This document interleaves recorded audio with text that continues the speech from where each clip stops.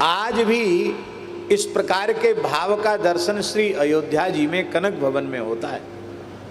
कनक बिहारी सरकार को एक बड़ी माला धारण कराई जाती है एक साथ।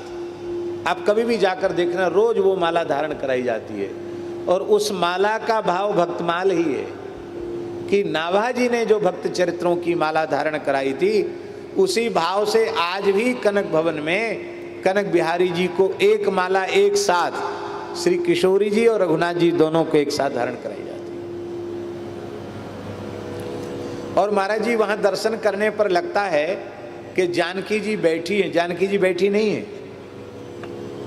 कनक भवन में देखने में ऐसा लगता है कि जानकी जी खड़ी हैं, पर जानकी जी खड़ी नहीं है। जानकी जी बैठी नहीं है, जानकी जी खड़ी है। और इसका दर्शन साल में एक दिन होता है। अब ये जो जानकी नवमी आ रही 6 तारीख को, तो किशोरी जी का अभिषेक होता, उसी समय केवल दर्शन होता है। और उसके संबंध में ऐसी प्रसिद्धि है कि पहले जानकी जी का विग्रह बैठा था, विराजमान था, और पंडित उमापति शास्त्री जी जो अयोध्या के ही थे, वो इस भाव में सदा भरे रहते थे कि श्री राम जी मेरे शिष्य हैं, मैं उनका गुरु हूँ, मैं वशिष्ठ हूँ, ये मेरे शिष्य हैं। इसी भाव में भरे रहते थे। और उमापति शास्त्री जी नित्य प्रति कनक भवन जाते तो मंत्रोच्चार पूर्वक दोनों को आशीर्वाद देते थे। और पुजारी को कहते थे, जानकी जी के तरफ का या तो पर्दा किवाड़ कर दो या पर्दा लगा दो, क्योंकि बहू है, हमको देख के उसको संकोच आएगा। और एक विचित्र बात थी, अपनी प्रसादी माला पुजारी को देते थे, बोले यजमान को धारण कराओ, आशीर्वाद दे।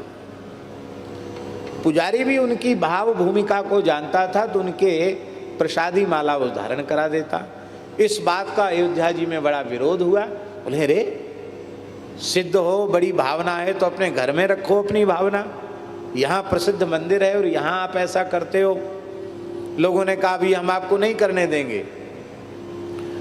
तब माली से नई माला मंगा करके उमापति जी ने जैसे ही कनक बिहारी जी को धारण कराई, माला खंड खंड होकर गिर गई। कई मालाएं धारण कराई, सब मालाएं खंड खंड हो गई। अंत में महाराज जी, लोगों ने सोचा कोई चेटक है, क्या है कि धागा कमजोर है, भगवान जाने। मोटे रेशम के धागे में खूब ऐसी माला बनाई गई जो धागा टूटने से भी न टूटे। लेकिन वह माला भी जब धारण कराई तो खंड खंड हो गई, टुकड़े टुकड़े हो गई। उमापति जी ने कहा, शिष्य ऐसा वैसा नहीं है, परम श्रद्धा संपन्न है, अमनिया नहीं, गुरु जी की प्रसादी ही लेगा। और फिर अपने कंठ की माला दी तो ठाकुर जी ने धारण कर दी। एक दिन उमापति शास्त्री जी आए और पुजारी किसी प्रमाद में रह गया, उसने पर्दा नहीं लगाया किशोरी जी की ओर, तो आपने ऐसा थोड़ा मुंह किया तो किशोरी जी ने देख, जैसे बड़ों को ससुर को देख के बहू लज्जा करे, तो किशोरी जी ने खड़े होकर किवाड़ लगाया, एक अपनी तरफ का किवाड़ ऐसे कर दिया। उनको किवाड़ लगाते हुए देख लिया, रो पड़े उमापति शास्त्री जी। बोले हमारी कौशल्याम्बा ने कभी दीपक की बत्ती आगे बढ़ाने की आज्ञा नहीं दी, और तुम्हारे प्रमाद के कारण हमारी अति सुकुमारी लाडली बहू रानी को इतनी पीड़ा हुई। आज के बाद मंदिर में नहीं आऊंगा, वहीं से आशीर्वाद दूंगा। तो किशोरी जी जो खड़ी हो गई थी, आज भी खड़ी है।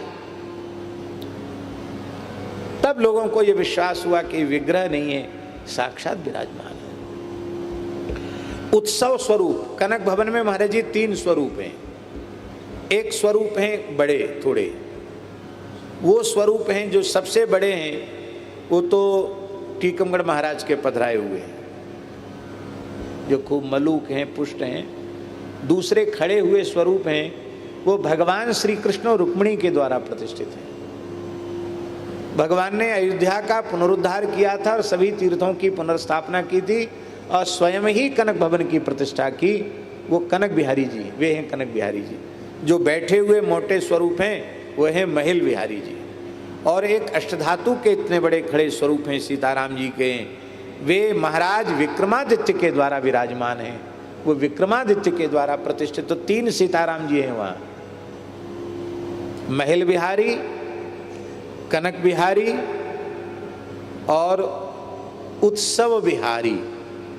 जो विक्रमादित्य वाले हैं वो उत्सव बिहारी हैं। तो सरयू जल यात्रा के लिए वही जाते हैं, और जो श्री कृष्ण रुक्मिणी वाले हैं वो झूला पर बैठते हैं, और विक्रमादित्य जी वाले झूला पर बैठते हैं। अब तो सुरक्षा की दृष्टि से कृष्ण रुक्मिणी वालों को भी झूला पर बैठने से थोड़ा सा एक आध दिन बिठाते हैं, बाकी छोटे स्वरूपी विराजमान करते हैं। तो उत्सव स्वरूप विक्रमादित्य जी वाले सरयू जल यात्रा के लिए जा रहे थे, तो उमापति शास्त्री जी का द्वार जैसे ही आया, आज भी उनके वंशज हैं अयोध्या जी में, उनका द्वार जैसे ही आया तो श्री रघुनाथ जी ने अपना मस्तक झुका दिया। गुरु जी के द्वार से जा रहे हैं, राम जी ने अपना मस्तक झुकाया तो उनका मुकुट गिर गया। आज भी विक्रमादित्य जी वाले ठाकुर जी का थोड़ा मस्तक झुका हुआ है। ये कोई सतयुग की लीलाएं नहीं है, ये उमापति शास्त्री जी वाली तो 100-125 साल पुरानी घटना होगी, शायद इससे अधिक पुरानी नहीं होगी। इस प्रकार की विलक्षण विलक्षण लीलाएं हैं। श्री सीताराम प्रतिदिन सत्संग एवं दर्शन के लिए श्री महाराज जी के ऑफिशियल चैनल को जरूर सब्सक्राइब करें।